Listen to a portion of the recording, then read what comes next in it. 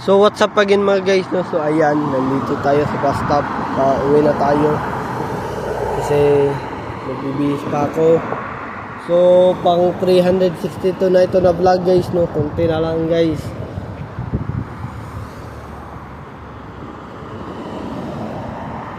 So 38 na lang yung kulang guys. Pero kaya pa ito guys, no? Kasi alam nyo naman guys, wala pa naman na tapos yung September guys. So okay lang yan. 5:14 pa darating yung bus. At ayan guys, tamang antay lang tayo kasi kakagaling ko lang sa gym guys, no? Isang oras tayo nag-gym. So okay na rin yun. At wala naman tayong pasok bukas kasi Domingo bukas, Monday na naman. So panigurado guys, mamaya magbibigay na yung schedule yung head manager namin na si Ma'am Beth. Sana 3 days lang yung schedule ng trabaho ko.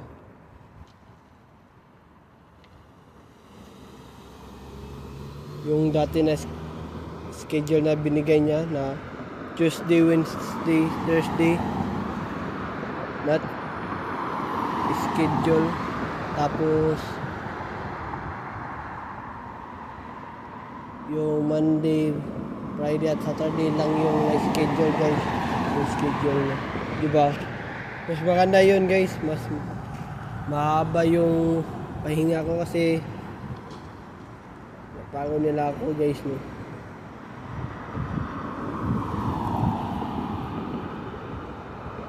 Kanina guys, so pinalas pick up na naman ako.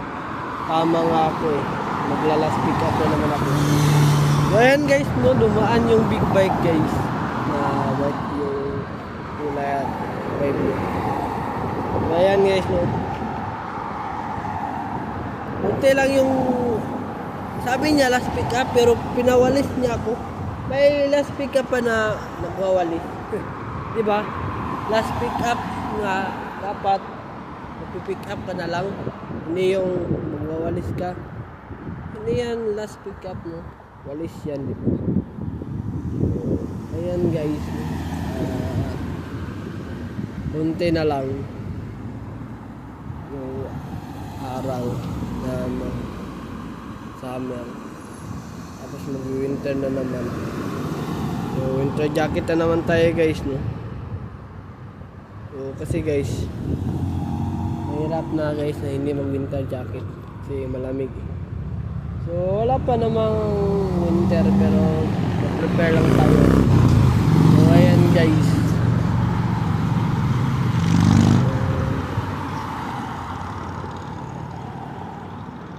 busy sa Friday, so wala akong schedule niyan kasi trabaho eh.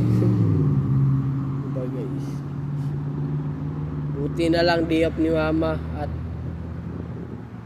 sa Friday yung 3, diba? Alam mo naman busy yung Friday. Kaya nga natuwa ako sa Friday kasi October 3. Okay lang yan para hindi naman ako makatrabaho ng Friday kasi wala guys. Pag ganyan guys, no, laging napapagod yung katawan ko guys.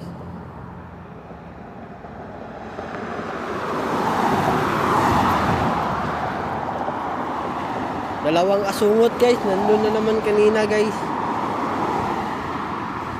Diba guys?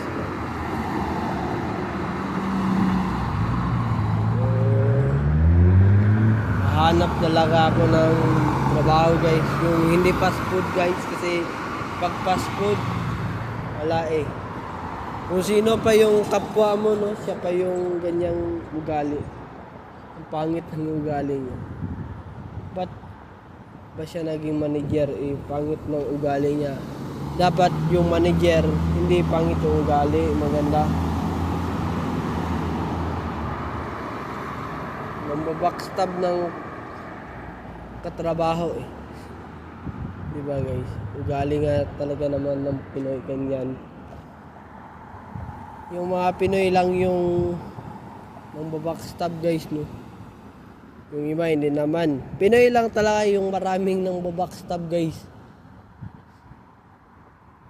So ayan guys no. So wala si Cora guys. Ayan. So malapit na guys. So ayan naman na guys no. Dito na lang. So mamaya ulit titignan natin kung darating na yung bus sa North Key papuntang Clearview sa bahay natin. Hindi sa Clearview guys.